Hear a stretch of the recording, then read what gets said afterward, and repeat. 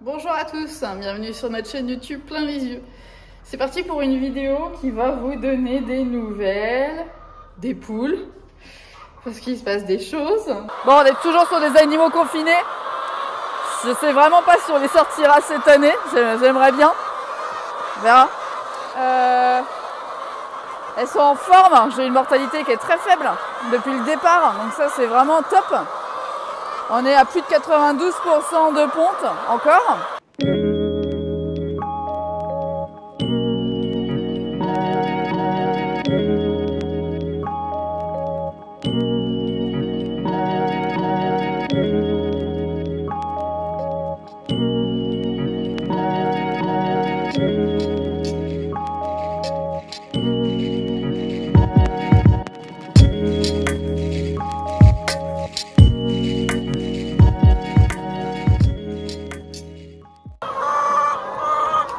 Voilà, on profite du soleil, on profite d'une production qui fonctionne plutôt bien, d'avoir des animaux qui sont plutôt en forme.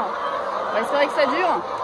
Et surtout, j'ai envie de croire qu'on va réussir à trouver une solution pour produire dans le respect des cahiers des charges que nous avons choisis et qu'on n'ait plus à confiner des volailles, qu'on n'ait plus à se questionner sur notre avenir proche, je veux dire, c'est-à-dire qu'on n'ait plus à se dire bon, l'hiver arrive, ça va être compliqué. Voilà. On va mettre des trucs à piquer pour les occuper un petit peu. Bon, on a eu un passage de quelque chose bizarre. Voilà, on a eu un peu de mortalité. Enfin, c'est un lot en fait qui meurt pas. Et on avait très peu de mortalité. C'était assez hallucinant d'ailleurs. Et là d'un coup, ouais, on a pris un peu quoi, donc on s'est questionné. On a fait des écouvillons pour vérifier que c'était pas la grippe aviaire. Bon, c'était pas assez net hein, pour se dire que c'était ça, mais dans le doute, il valait mieux le faire pour pas être un réservoir du virus, hein, parce qu'il faut réagir le plus vite possible quand même. On n'est pas réservoir du virus, donc ça c'est... c'était une excellente nouvelle, je l'ai eu hier soir et je dois vous avouer que ça soulage. Donc là ce matin, distribution de coquilles d'huîtres. Alors j'en mets un petit peu au sol. Doucement les filles. J'en mets un peu au sol, j'en mets un peu dans les assiettes jaunes. Enfin c'était les bassines en fait des blocs à piquer. Ça va leur faire du bien, ça fera du bien pour les coquilles, pour les pâtes. Ça les occupe, parce que clairement, c'est quand même des poules qui s'ennuient.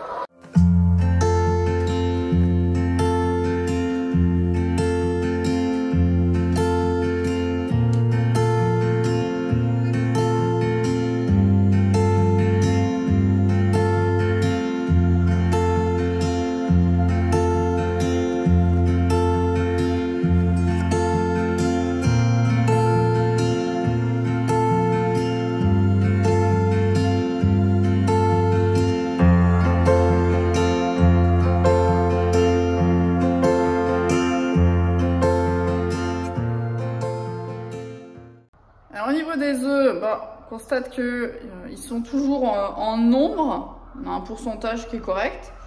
Il n'y a pas un calibre énorme, c'est plutôt homogène, la couleur est belle, donc ça c'est plutôt encourageant, on a des œufs quand même solides. Bon, à l'âge qu'elles ont, c'est normal aussi.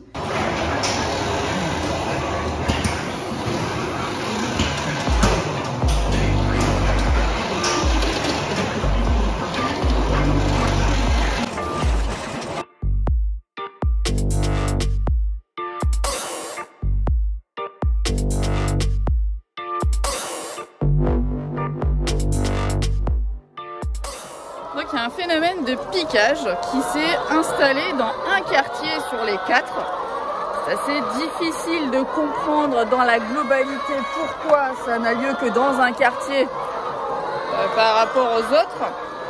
c'est multifactoriel, le piquage c'est complexe. Donc c'est un phénomène naturel, c'est vraiment inhérent à la poule, simplement on peut essayer de le contrôler.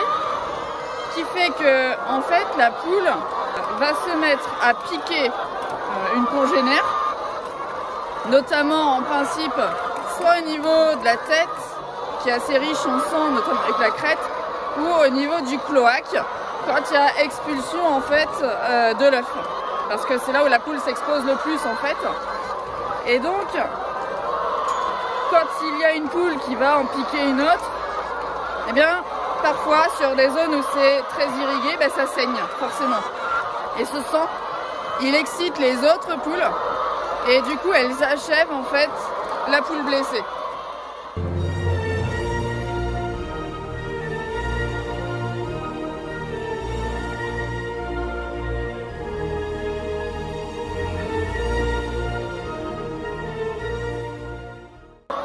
Pourquoi on n'observe pas ce phénomène en permanence ou dans tous les élevages ou dans toutes les basses-cours?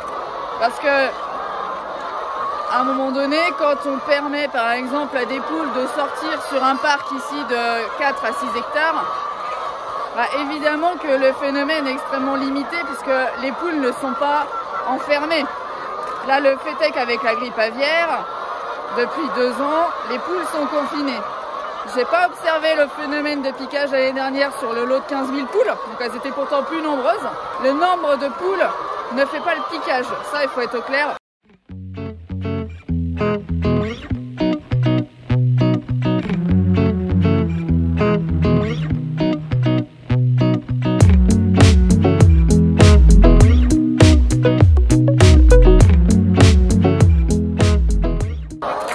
Alors sur quoi est-ce qu'on peut agir en cas de piquage? D'abord, il faut essayer de limiter au maximum, limiter son arrivée, ça c'est ce qu'on a essayé de faire. Ça a marché pour 3 quartiers sur 4. Alors évidemment j'ai joué sur la lumière assez tôt, en éteignant par exemple la lumière centrale. Alors je pense qu'aujourd'hui il serait peut-être plus intéressant, étant donné que les rideaux s'ouvrent de plus en plus, donc les rideaux qui sont derrière moi.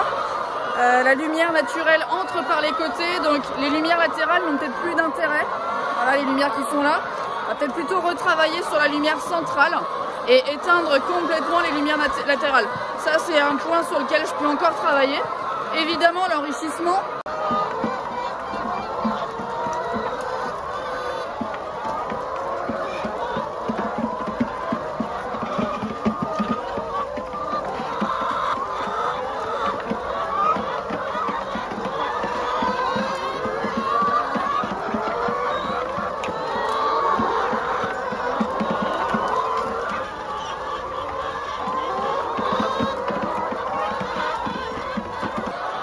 On est au printemps, on est sur des jours ascendants, la lumière 3. Il y a les hormones qui travaillent parce que qu'on le veuille ou non, dans la nature, le printemps c'est toujours synonyme effectivement d'excitation, de réveil. Donc les poules elles sont un peu surexcitées depuis quelques semaines. On peut espérer qu'en vieillissant ça se tasse un peu, on va croiser les doigts pour ça. Et moi j'aimerais leur faire prendre un peu plus de poids, ça passe par baisser leur activité parce que comme elles sont hyper actives, elles dépensent beaucoup d'énergie à courir, à piquer leurs copines, à piquer les bottes de luzerne, enfin voilà. Et du coup, elles prennent assez peu de poids. Et là, j'ai remarqué qu'en ayant baissé la lumière l'après-midi, finalement, on reprend un peu de poids. Et ça sera un cercle vertueux à un moment donné qui va s'opérer, j'en suis persuadée. Moi, j'ai envie de croire qu'il y a toujours moyen d'agir. J'ai pas envie d'être fataliste quant au piquage. Je pense que c'est un phénomène qui est là, c'est un phénomène qui est inhérent à la poule, je le redis, mais c'est vraiment en elle. Néanmoins, nous avons des leviers d'action, même s'il n'y a pas vraiment de solution claire, nette et précise. Je pense que selon les lots, selon leur histoire, selon la relation de l'éleveur à ses animaux, selon la constitution du bâtiment, bah forcément les leviers sont différents. Donc voilà, moi j'ai une demande vis-à-vis de nos politiques parce que finalement, on exige beaucoup des agriculteurs, on exige beaucoup des éleveurs, on exige d'eux notamment qu'ils soient en mesure de s'adapter régulièrement aux demandes sociétales, aux demandes politiques. Moi ma demande c'est que du coup, il y ait réellement une solution qui soit trouvée de manière assez rapide et efficace pour que nos animaux puissent bénéficier de ce parcours qui a été mis en place pour eux. D'accord? Donc je rappelle, il y a 6 hectares au total, plus de 500 arbres qui ont été plantés, qui ne servent à rien aujourd'hui. D'accord? Si, ça embellit le paysage, il y a de la biodiversité à l'intérieur évidemment. Je sais que les Pays de la Loire ont investi dans de la recherche pour de la vaccination. Je lis déjà des articles qui disent que la vaccination ne peut pas être la seule solution. Simplement, il va falloir réellement trouver des moyens pour nous permettre de faire notre travail tel qu'il doit être.